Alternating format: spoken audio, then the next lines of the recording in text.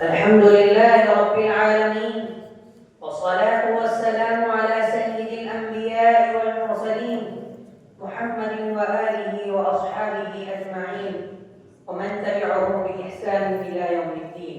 أما بعد، فأعوذ بالله من الشيطان الرجيم. بسم الله الرحمن الرحيم. قل فيهما إثم كبير ومنافع للناس وإثمهما أكبر من نفعهما. صدق اللہ العظیم. برادران اسلام، جس دور سے ہم اور آپ گزر رہے ہیں وہ سائنس اور ٹیکنالوجی کا دور کہلاتا ہے. آج قدم قدم پر سائنسی ایجادات سے مادیت کے نئے نئے انکشافات کا چرچا ہے. انسانیت کے دامن میں علم و دانش کی بھرپور تجلیاں ہیں.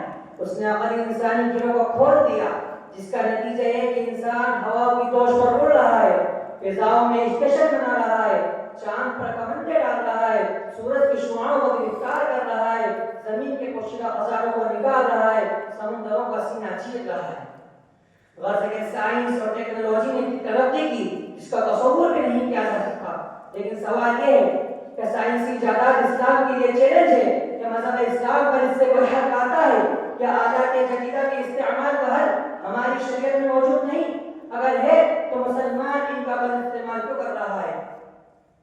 میں آلات جدیدہ اور موبائل کے استعمال کا مخالف نہیں ہوں، لیکن اتنا ضرور کہوں گا اثمہما اکبر من نفعہما، ان کے منافع مسلم ہیں پر ان کی ضرر کا بھی امکان نہیں کیا جا سکتا. آج جو دنیا میں قریانیت، فحاشی، بے حیائی کا دور ہو رہا ہے، اس کی بنیادی وجہ ان آلات جدیدہ کا فروغ ہے.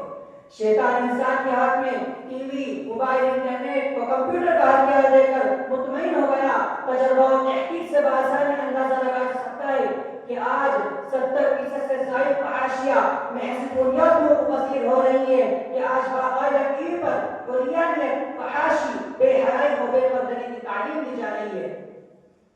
وہاں انٹرنیٹ کے ذریعے کی تعلیم دی جاتی ہے. ان شیطانی آلات کے فروغ میں مکرم محترم رشتوں کی آنکھوں سے شرم و حیا کا پانی نکال کر گٹر میں ڈال دیا، باعزت گھرانوں کا معاشرت اوقار خواب میں ملا دیا. اچھے اچھے دینداروں کی شرافت داغدار ہو گئی، بلند و بالا اور اور تقویٰ کے میناروں میں دراریں پڑ گئی، زندگی بھر کی نیک نامی اور گٹا لگا دیا.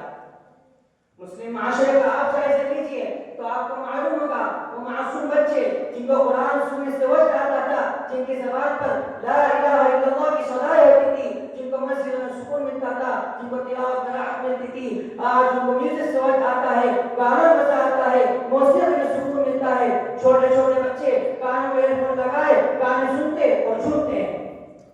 دوستو، وہ ماں باپ بھی کتنے بے غیرت ہے جو اپنے بچوں کے ایسی حرکت دیکھ کر انہیں زیادہ تحسین دیتے ہیں، ان کی اسی خوشی میں اپنی خوشی بتاتے ہیں، یعنی اپنی آخرت اور بچے کے آخرت و مستقبل دونوں کو تباہ کرتے ہیں.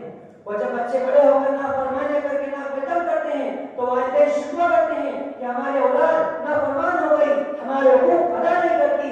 تو اولاد جو اپنے رب کی نافرمان ہو اپنے والدین کی فرمانبردار کیسے ہو سکتی ہے؟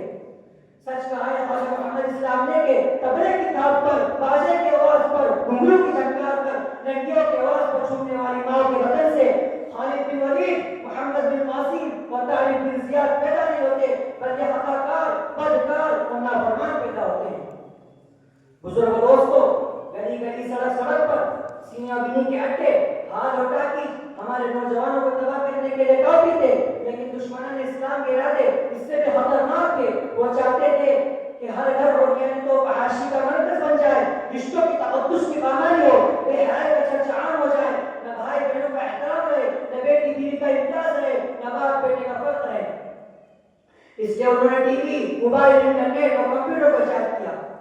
مسلمانوں، یہ سب یہودیوں کی سازشیں ہیں، اس سے آگاہ رہو، اس سے اجتناب کرو. روایت میں آتا ہے میری امت بنی اسرائیل کے قدم بہ قدم چلے گی، حتیٰ کہ بنی اسرائیل میں کسی نے اپنی ماں کے ساتھ اعلان زنا کیا ہوگا تو میری امت میں ایسے افراد پیدا ہوں گے. اور ایک ایسا زمانہ آئے گا کہ لوگ اپنی ماں کے ساتھ اعلان زنا کریں گے. شاید وہ دور آ چکا ہے، اعلان نہ صحیح لیکن خوف کے طور پر ہو رہا ہے. سامعین کرام، ٹی وی، انٹرنیٹ، موبائل اور دیگر آلات کے وجود نے انسان کو حقیقی خوشی سے محروم کر دیا، دل کے چین کو چھین لیا، جسمانی تقاضوں کو پورا کیا، لیکن روح کو فاقے کی عادت میں چھوڑ دیا.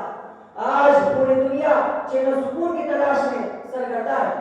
وہ یہ سمجھتی ہے کہ برہنہ تصویروں سے سکون مل جائے گا، ناچ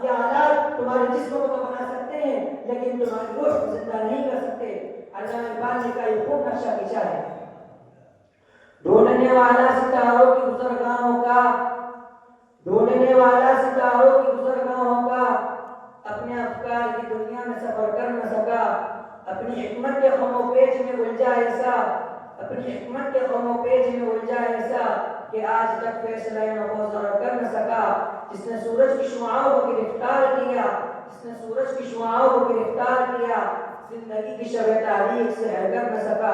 وآخر دعوانا ان الحمد للہ رب العالمین۔